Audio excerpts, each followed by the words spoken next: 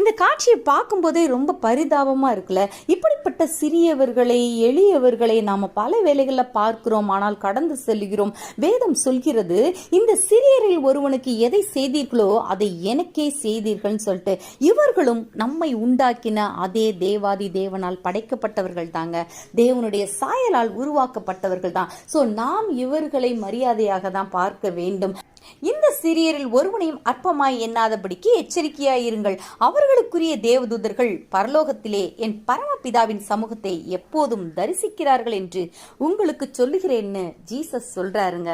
S, பல வேலைகள்ல நாம இப்படிப்பட்ட மனிதர்களை பார்க்கும்போது என் கை கால் நல்லா தானே இருக்கு, போய் வேலை செய்யலாமேன்னு நம்ம சொல்லுகிறோம். அவர்கள் மனதளவிலோ இல்ல உடல் அளவிலோ ஊனப்பட்டவர்களோ நமக்கு தெரியாது.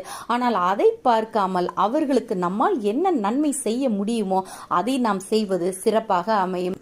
இந்த உயர்ந்த மனிதர் அந்த எளிய மனிதனுக்கு வேண்டிய எல்லா காரியங்களையும் தன்னால் இயன்றவற்றை செய்த போது அந்த மனிதனும் மகிழ்கிறார். அவனை உண்டாக்கின கடவுளும் கண்டிப்பா மகிழ்ந்திருப்பாருங்க. இந்த சிறியரில் ஒருவனுக்கு நாம் எதை செய்கிறோமோ அதை தேவனுக்கே செய்கிறோம். God bless you.